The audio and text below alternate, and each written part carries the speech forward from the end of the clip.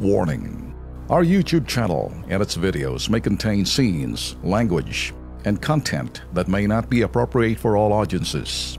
These videos include surveillance footage, undercover pursuit of suspects, actual police and rescue operations, and fearless confrontations. If you do not approve of the content, please do not watch our videos.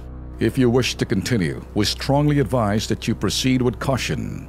Viewers' discretion is advised. Papasaklolo sa atin to. Ibinenta ba naman ng amo? Kaya nagpapasaklolo si Michelle Park, domestic helper sa Riyadh, Saudi Arabia. May 16, 2016 ang umalis sa bansa si Michelle para magtrabaho bilang domestic helper. Pero ang masaklap, ibinenta raw siya ng kanyang unang employer na 30,000 riyal noong September 20, 2016. Katumbas ito ng halos 400,000 pesos. Wow. Tumakas siya sa bagong amo niya ng April 16, 2017 dahil palaging sinasaktan at binabato ng plato. Napunta sa bahay Kalinga. Sa ngayon, nasa pangangalaga siya ng Saudi labor at ng 3 linggo matapos in-endorso rito sa bahay Kalinga. Ito panoorin kanyang panawagan. Pananakit at mura at pag-aalaga ng special child at binabato ng plato. Nang nagpatulong ako sa agency ko, hindi ako pinansin. Hanggang sa binenta ako ng 30,000 riyal. Pinapirma ako ng 4 years na contract sa bago kong amo. Nasabugan ako ng oven, hindi ako pinadoktor agad. Hindi ako nagtrabaho at pinilit ko silang ipadoktor ako. Hanggang ngayon, mata ko malabo at nagluluha pa din. Sana po ay matulungan niyo po ako. Marami pong salamat.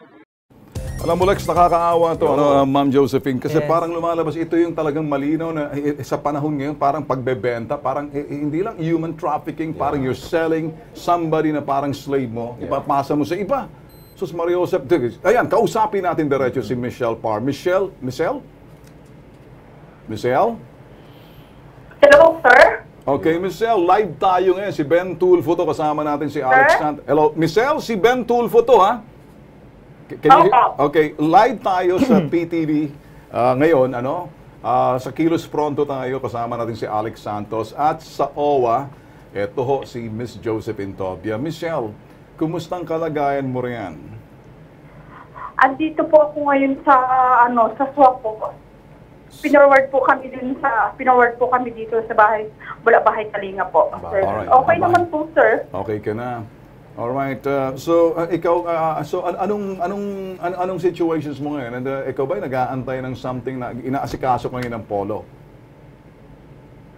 Ang problema po kasi, sir, binenta po kasi ako ng unang employer ko po ng 30K, tapos pinapirma po ako ng 4 years po, sir. Sa pilitan ka bang pinapirma? Tinutukan ka ba? Tinakot ka ba? Kasi under duress ang pagpipirma mo yan. Importante, dapat malaman natin dito ngayon pa lang. Ikaw ba sa pilitan, tinakot ka? Hindi naman po ako, sir, pinilit. Kaso nga po, sir, desperado talaga akong makaalis sa unang bahay, sir. Kasi binubugbog ako. Yun na nga, ang ibig sabihin noon, under duress, hindi ka pinipilit, napipilitan ka, self-preservation sa'yo, para wag ka na masaktan. So, yun ang ibig sabihin na under duress, napilitan ka eh. Wala sa kalooban mo, para naman wag ka na masaktan, pinarmahan mo, ganun ho ba? Opo, sir. Maria Joseph na yun. Kumusta naman sa pangalawang amo nung binenta ka? Anong nangyari dyan sa iyo? Nangyari po kasi, sir, nasabugan po ako ng oven nila kasi 2 beses na po yun nangyari sa akin. Nasabugan ka ng oven? Opo, sir. Dapat siya pang bayaran. Dapat ikaw, sabi nga, Sus Maria Joseph. So anong status?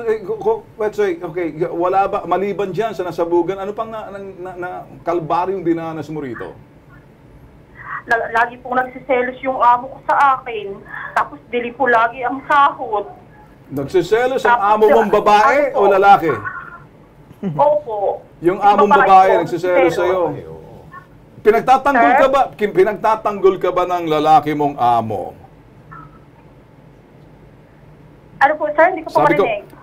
Pinagtatanggol ka ba ng lalaki mong amo pag tuwing... Hindi po, sir. Dumadaan lang po ako sa likod niya, sir, sasabihin ng amo ko, "Mapikwayis, Michelle." Sabi mo, ganyan, sir, sa akin. Nagsiselos na po siya. Abay, ito ang problema. Hindi na po ako umiibig sa amo kong lalaki, sir. Hindi po kami nag-uusap niyan, sir. Okay. Sige, okay. Sige, okay ka naman ngayon dyan sa Bahay Kalinga. Anong inaantay mo ngayon? Sino nagpa-process lahat ng mga pangangailangan mo Wala dyan? po, sir. Kasi yung agency ko po, sir, hindi naman po ako inaasikaso, sir, eh. 2 buwan na po kaya po ako, sir, nandito na nakatenga po. Alright, ito okay. So, ano lang, Okay, jackpot ka ngayon, Michelle. Kasi, Michelle, andito ngayon yung sa OWA, ano? Si Josephine Tobia, makakausap ka. Okay, Michelle? Okay, ito si Ma'am Josephine. Sige, ma'am. Yeah, Michelle. Oo, si Miss Jo Yes, ito. Ilang buwan ka nang nandyan sa Bahay Kalinga? mag 2 months na po. Sinong agency mo? Happy Joy, Howard Happy po. Dito sa Pilipinas? Word happy? Happy World po, opo. Happy Okay. World. Happy World, oo. Kasi kailangan nating makuha yung pangalan ng agency para papatawag natin para i-expedite o pabilisin ang pagpapauwi sa iyo. Pwede mong i-text. Ma'am, ang ano po kasi, kaya po ang ano ko po kasi, yung dati na po akong OFW. Balik manggagawa po ako sa amo ko. Pero di ako tumuloy sa amo ko dahil sa sahod. Tapos nag-apply po ako ng ibang agency, papuntang Saudi. Pero ang ginamit ng OEC ko sa dati kong amo. Sinong gumawa noon? Yung agency po, Naku, Sinong agency? yung Happy World po. O, di yun pa rin. yung Happy World, sila pa rin. Huwag mo na silang Hindi po, ibang agency po ang nag-applyan ko, hindi na po sa dating balik manggagawa ko, ma'am eh. Kaya nga. So, reprocess ka? Parang ganun po ang nangyari. Kasi pag abot sa akin sa airport po, hinahanap ko po yung asa ng kontrata ko, asa ng ano ko, ang hinabot lang po sa akin yung OEC ko na balik manggagawa po. Okay, so ang may kinalaman pa rin ng iyong second employer ngayon, si Happy. Si Happy. Opo. Okay, so walang problema. Huwag mo nang pagkaabalahan na pagtanggol sila. We will still call them para maasikaso yung pagpapauwi sa iyo. Okay, Michelle? Okay po. Tutulong kasi nandito mismo. Napapakinggan tayo sa buong bansa. At yung mga kapareho mong OFW rin sa pamamagitan ng social media, talagang nilalantad natin yung kalbaryong dinanas mo. Kami naaawa sa iyo. At siguro ito gobyerno sa gobyerno, nasa government channel ho kami, na stasyon PTV. Ganon din ho, yung mga kaahensya ng OWA, POEA, Polo, sama-sama tulong-tulong dito. Kaya ito sabi ko, medyo nakaabot na sa amin, gagawa ng hakbang. Ito, imbestigahan yung Happy World para malaman at yung mga bagay na dapat magawa para ikay makabalik gagawin yan. Expect na ito kikilos na kami rito dito mismo sa Pilipinas at nakaabot na sa amin yan. Okay? Okay po, sir. Relax ka na lang muna dyan, ha? Okay? Okay po, sir. Alright, ingat.